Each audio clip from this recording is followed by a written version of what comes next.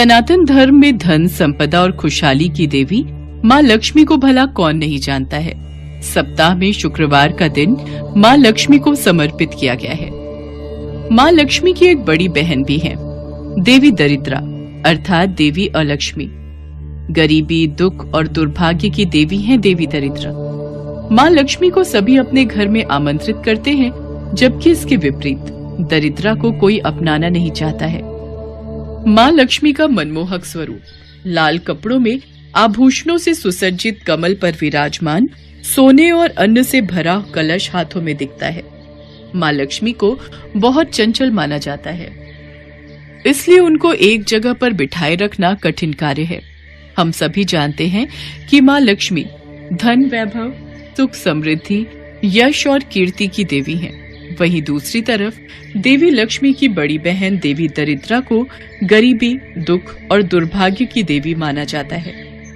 पुराणों में किए गए वर्णन से पता चलता है कि देवी दरिद्रा के बाल बिखरे हुए हैं, उनकी आंखें लाल रहती हैं और वो हमेशा काले वस्त्र धारण किए रहती हैं। शिव पुराण में वर्णित कथा के अनुसार समुद्र मंथन के समय देवी लक्ष्मी के पहले दरिद्रा की उत्पत्ति हुई, इसीलिए देवी दरिद्रा को देवी लक्ष्मी की बड़ी बहन माना जाता है। पौराणिक कथा के अनुसार देवी लक्ष्मी और देवी दरिद्रा दोनों बहनों के पास रहने का कोई निश्चित स्थान नहीं था, इसलिए माँ लक्ष्मी और उनकी बड़ी बहन दरिद्रा श्री विष्णु के पास गई और उनसे बोली, हे जगत के पालनहार, कृपया हमें रहने का स्थान दो।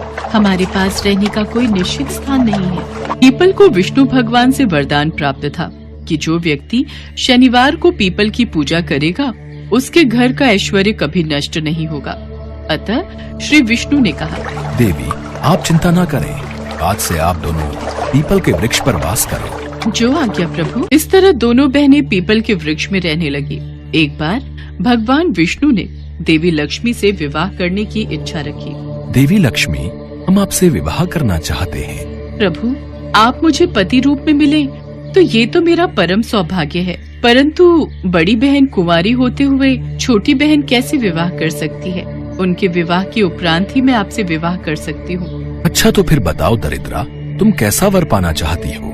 मैं तो ऐसा पति चाहती हूँ जो कभी पूजा पाठ न करे, वह मुझे ऐसे स्थान पर रखे जहाँ कोई पूजा पाठ न करता हो। भगवान विष्णु दरिद्रा की बातों को सुन रहे थे। इसके पश्चात उन्होंने दरिद्रा का विवाह उद्दालक नाम के ऋषि से करवाया। जब ऋषि देवी दरिद्रा को लेकर अपने आश्रम में गए तो दरिद्रा ने उस आश्रम में प्रवेश करने से मना कर दिया। नहीं स्वामी, मैं आपकी इस कुटिया में प्रवेश नहीं कर सकती। पर क्यों दरिद्रा, तुम्हें मेरे आश्रम में कैसी परेशानी है? अभी तो तुमने मेरे आश्रम को देखा तक नहीं। मैं सिर्फ उन्हीं घरों में जाती हूँ जो घर गंदे रहते हो, जहाँ के लोग हर समय लड़ाई झगड़ा करते रहते हो, जहाँ लोग गंदे कपड़े पहनते हो और जहाँ रहने वाले लोग अधर्म या गलत काम करते हो। जिन घरों में हमेशा साफ सफाई रहती हो, पर इस आश्रम को देखकर तो लगता है कि यहाँ के लोग सुबह जल्दी उठते हैं, रोज भगवान की पूजा अर्चना करते हैं, साफ कपड़े पहनते हैं। ऐसे स्थानों पर मैं प्रवेश नहीं कर पाती। ऐसे घरों में मेरी छोटी बहन देवी लक्ष्मी का अधिकार होता है। अब दरिद्रा की शर्तानुसार उन दोनों को ऐसे स्थान पर वास करना था जहाँ कोई भी धर्म कार्य न होता हो। ऋषि उसके लिए उसका मन भावन स्थान ढूंढने निकल पड़े, लेकिन उन्हें कहीं पर भी ऐसा स्थान न मिला। दरिद्रा उनके इंतजार में विलाप करने लगी। श्री विष्णु ने पुनः लक्ष्मी के सामने विवाह का प्रस्ताव रखा तो लक्ष्मी जी बोली, प्रभु, जब तक मेरी बहन की गृहस्थी नहीं बसती मैं विवाह नहीं करूंगी। ठीक है देवी लक्ष्मी, धरती पर तो ऐसा कोई स्थान नहीं है जहाँ कोई धर्म कार्य न होता हो, इसलिए मैं अपने निवास स्थान पीपल को रविवार के लिए दरिद्रा व उसके पति को दे दूंगा। उसी दिन से हर रविवार पीपल के नीचे देवताओं का वास न होकर दरिद्रा का वास होता है। अतः इस दिन पीपल की पूजा वर्जित मानी जाती है। पीपल को विष्णु भगवान से वरदान प्राप्त है कि जो व्यक्ति शनिवार को पीपल की पूजा करेगा उस पर लक्ष्मी की अपार कृपा रहेगी और उसके घर का ऐश्वर्य कभी नष्ट नहीं होगा। इसी लोक विश्वास के आधार पर लोग पीपल के वृक्ष को काटने से आज भी डरते हैं, लेकिन ये भी बताया गया है कि यदि पीपल के वृक्ष को काटना बहुत जरूरी हो तो उसे रविवार को ही काटा जा सकता है। माँ लक्ष्मी को जहाँ मिष्ठान और मीठी वस्तुएं पसंद हैं, वहीं देवी दरिद्रा को खट्टी और तीखी चीजें प्रिय होती हैं।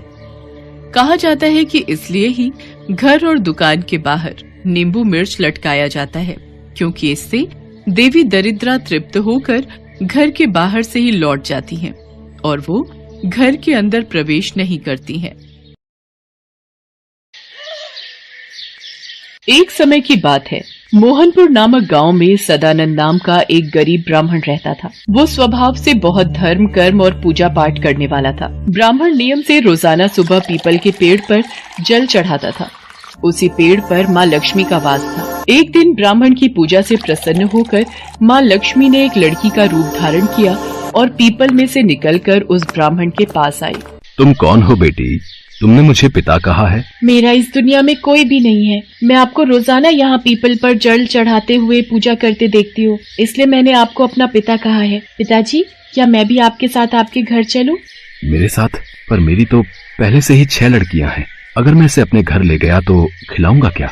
हम तो रूखा सूखा खा लेते हैं, पर ये बेचारी रूखा सूखा कैसे खा पाएगी? ब्राह्मण कुछ नहीं बोला और वापस घर लौट आया। अब ब्राह्मण जब भी पीपल पर जल चढ़ाने जाता तो ऐसा हर रोज होने लगा। इसी चिंता में ब्राह्मण बहुत कमजोर हो गया। उसका मन अशांत रहने लगा। एक दिन ब्राह्मण की पत्नी उससे बोली, सुनो जी, क्या बात है? आप कुछ दिनों से अशांत और दुखी दिखाई दे रहे हो। मैं आपकी इतनी सेवा करती हूँ, फिर भी आप इतने कमजोर क्यों होते जा रहे हो? इसका क्या कारण है? आपको कौन सी चिंता सता रही है? मुझे कहिए, शायद मैं आपकी कोई सहायता कर सकूं। यशोदा, कुछ दिनों से मैं जब भी पीपल पर जल चढ़ाने जाता हूँ, उस पीपल में से एक लड़की निकल कर आती है और मुझे बड़े प्रेम से पिताजी कहकर बुलाती है और रोजाना मेरे साथ आने की बात कहती है। अब तुम ही बताओ, हम उस कन्या को क्या खिलाएंगे और उसकी क्या सेवा करेंगे? अरे, तो इसमें चिंता की क्या बात है? जहाँ हमारी 6 लड़कियाँ हैं, वहाँ एक और सही। और उसने आपको पिता कहा है। अब वो हमारे यहाँ आएगी तो अपना भाग्य साथ लेकर आएगी, इसलिए उसे कल अपने साथ ले आना। अगले दिन जब कन्या रूप में माँ लक्ष्मी ने ब्राह्मण को घर साथ चलने के लिए कहा